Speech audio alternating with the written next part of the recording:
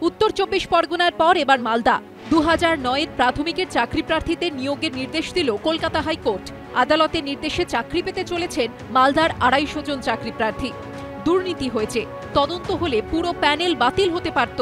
সেই জায়গায় কিছু লোক অন্তত চাকরি পাক। নিয়োগের নির্দেশ দেওয়ার পর মন্তব্য করেন বিচারপতি রাজাশেখর মান্থা। এসএসসি নিয়োগ দুর্নীতিতে সম্প্রতি প্রায় 26,000 চাকরি বাতিল করেছে হাইকোর্ট। হাইকোর্টের এই নির্দেশ ঘিরে যখন রাজ্য রাজনীতি উত্তপ্ত, তখন পরপর দুদিনে 2 জেলা মিলিয়ে প্রাথমিকে মোট 1050 জনকে নিয়োগের নির্দেশ দিল কলকাতা হাইকোর্ট। 15 বছর পর দেখা গেল আশার আলো। একাধিক আইনি জটিলতায় প্রায় 15 বছর ধরে নিয়োগ সম্পূর্ণ করা যায়নি। এই প্রেক্ষিতে বৃহস্পতিবার সুখবর আসে উত্তর 24 পরগনার প্রাথমিকের চাকরি প্রার্থীদের জন্য।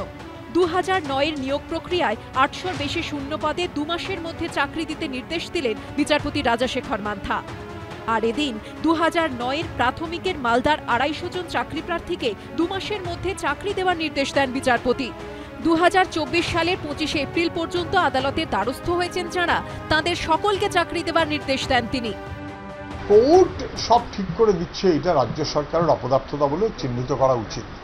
আর যদি কোর্ট বেঠিক করে থাকে তাহলে রাজ্য সরকার তার বিরুদ্ধে যাবে। এইখানেও এই চাকরির ক্ষেত্রে সবটা স্বচ্ছ হচ্ছে কিনা এই প্রশ্নে কিন্তু আবার পাল্টা মামলা ইত্যাদি ইত্যাদি হচ্ছে। যদি আমরা চাই স্বচ্ছতার সাথে সমস্ত যোগ্যদের চাকরি হোক।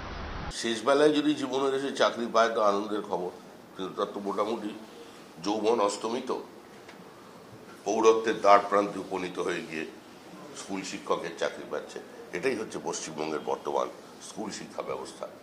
অতীতে সিপিআইএম এবং বর্তমানে তৃণমূল কংগ্রেসের দান। যাদের চাকরি নিয়ে প্রশ্ন আছে, তদন্ত হচ্ছে, সেটা তো দিয়ে দিয়েছে 4000 কতজনের, 5000-এর মতো। তো তাদের যদি প্রশ্ন চিহ্ন থাকে তদন্ত চলুক।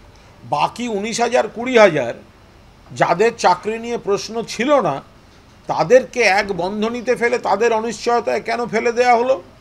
যে আইনজীবীরা কোর্টে জলঘোলা করার রাজনীতি করলেন, এটা তো তারা করেছেন, তারা দায়ী।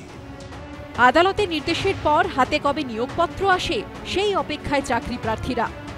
সৌভিক মজুমদার, কৃষ্ণেন্দু অধিকারী, সুমন ঘড়াইয়ের রিপোর্ট, এবিপি আনন্দ।